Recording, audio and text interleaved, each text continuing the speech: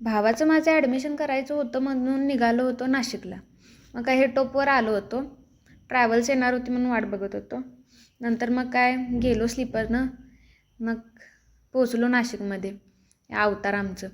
नंतर मग नाशिकच्या स्टँडवर आलो. तिथं जरा फ्रेश झालो. खूपच लवकर पोचलो होतो. मग ठरवलं की जवळच त्र्यंबकेश्वर आहे, मग देवाचं दर्शन घ्यायचं आणि मग जायचं कॉलेजला. मग काय वाट बघत बसलो बसची. ते पण तिथं 2 बस स्टँड, इकडं तिकडं करत शेवटी कळालं की या बस स्टँडवर त्र्यंबकेश्वरचे बसेस लागतात. मग मिळाली बस आम्हाला. मग मी आणि रोया हे बघा किती खुश दोघं आपली देवाला चाललो आहे म्हणून. मग निघालो त्याच वाटेत रोह्याचं कॉलेज होतं, म्हणजे जिथे ॲडमिशन घेणार होतो तिथे. मग आलो. ही बस चालली म्हणलं आता जाणार निवांत. मिळाली बस तर काय हे बघा बस पडली बंद. म्हणलं नशीबच फुटका आमचं. मग लालपरी होती हो, जुनी होती, कंडिशन चांगली नव्हती. थोड्या वेळानं मिळाली घ्या दुसरी बस. मग काय ती दुसरी बस पकडून आम्ही निघालो त्र्यंबकेश्वरला. ही बघा दुसरी बस. मग काय शेवटच्या सीटवर बसून नजारा घेत आपला आनंद मी आणि रोया. हे बघा वैतागलेला जीव तो एकटा नाही, मी पण वैतागलेली होतो. म्हणजे रात्रभर प्रवास करून यायचं होतं आमच्या वाटेला. मग पोचलो त्र्यंबकेश्वरमध्ये आणि आम्हाला माहीत नव्हतं की त्या स्टँडवरून त्र्यंबकेश्वरचं मंदिर कुठे आहे ते. मग हे पुढे अंकल दिसत आहेत का केशरी लुंगीवाले, हां हे वाले केशरी लुंगी नेसलेले, त्यांचं पाठोला आपलं करत करत करत आलो. कारण ते लुंगी नेसलेले आम्हाला माहीत होतं हे देवाऱ्यातच येणार आहे म्हणून, म्हणजे देवालाच येणार आहे असं. आलो म्हटलं 3 वर्ष म्हणजे 3 वेळा आम्ही आलो आहे इथे त्र्यंबकेश्वरला फॅमिलीसोबत. बट कधीही असं दर्शन झालेलं नाही. म्हणजे म्हणा वेळा पुरा होता असं काहीतरी आपलं कारणं देत. खरं ह्या वेळेस रोह्याला म्हणलं काय नाही रोह्या काय पण होऊ दे म्हटलं आपण दर्शन घ्यायचंच. मग काय हे वैतागलेलं होतं. हा पण म्हणला घ्यायचं तिथे दर्शन. मग घेतलं. 4 तास थांबलो होतो आम्ही दर्शनाला. 4 तास, नॉट अ जोक. एवढी मोठी लाईन होती. खरं जे दर्शन मिळाल्यानंतर जे सुख होतं ते एकदम क्लास होतं. इतकं भारी वाटलं ना मनाला दर्शन मिळाल्यानंतर की wow, it was best experience. नंतर भूक लागली होती, मग जेवून आम्ही परत बाहेर पडलो रोह्याच्या युनिव्हर्सिटीकडं. म्हणजे इथं ॲडमिशन घ्यायचं होतं तिथे. रोह्याची युनिव्हर्सिटी एवढी मोठी की काय नव्हच. चालून चालून वैताग आला राव. तिथले पॅरेंट्स सगळे गाडी घेऊन आलेले आणि आम्ही दोघं एवढं छोटं जीव चालत चालत चालत. नंतर कळालं की रोह्याला जो कोर्स घ्यायचा होता ना तो तिथे नव्हताच.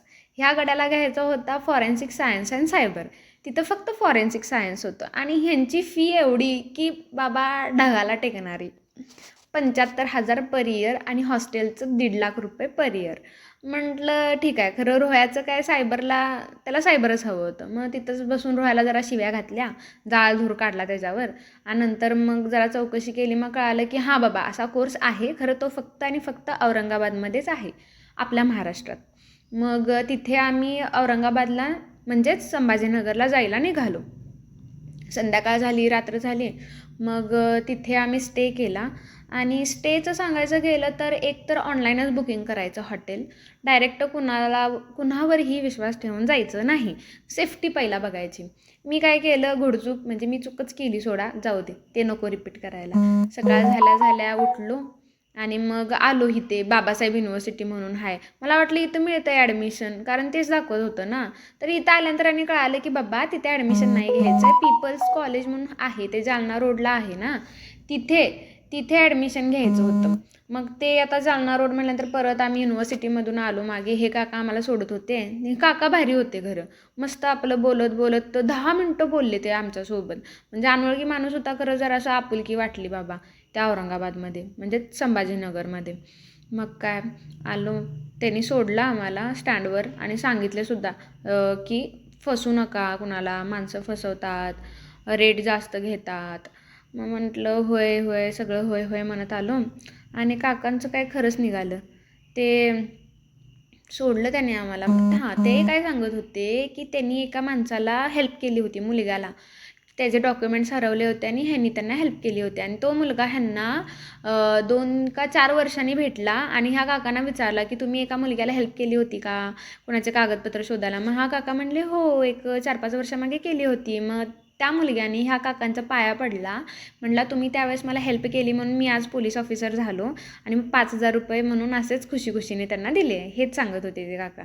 नंतर आम्ही पोचलो तिथे स्टँडवर परत आणि तिथून मग शेंद्राची रिक्षा पकडली, कारण बसला खूप वेळ होता, बस येणार होती नव्हती गॉड नोज, म्हणून म्हणजे माहीत नव्हतं आम्हाला, आम्ही नवीन होतो म्हणून रिक्षानेच निघालो. खरे हे अंकलनी पण फसवलं. शेंद्राला सोडतो म्हटले आणि अर्ध्या वाटेतच सोडले राव. तिथनं मग मला लई राग आलता, इतका राग आलता की सगळ्यांवर तंतनायला लागलेलो मी. येईल त्या रिक्षावाल्यावरच्या आयला म्हटलं, एकतर नेतो म्हणून आणले आणि नेलंच नाही तिथंपर्यंत, एकतर आम्ही अनोळखी दोघंच. मग काय तिथून पुढे शूटच केलं नाही मी.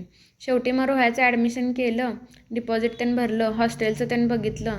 काय ते MIDC एरिया त्या संभाजीनगरमधला सगळं असं वसाडच होतं. खरं हां, कॉलेजचे डीन चांगले होते. त्यांनी मला गेल्या गेल्या पहिला बसवलं, पाणी त्यांनी दिलं, जरा असं विचारपूस त्यांनी केली. मग आम्ही ॲडमिशनचं त्यांनी बोललो. मग शेवटी रोह्याला जो पाहिजे होता तो कोर्स मिळाला, फॉरेन्सिक सायन्स अँड सायबर. गडी खुश होता. खरं दोघं पण वैतागलेलो होतो. मग हा पाऊस पडल्यानंतर आम्ही खुश की बाबा इथं पाऊस पण पडतो होय, असं झालं. मग परत चाललो त्या बसने कोल्हापूरला, आपल्या कोल्हापूरला. चलो, बाय बाय.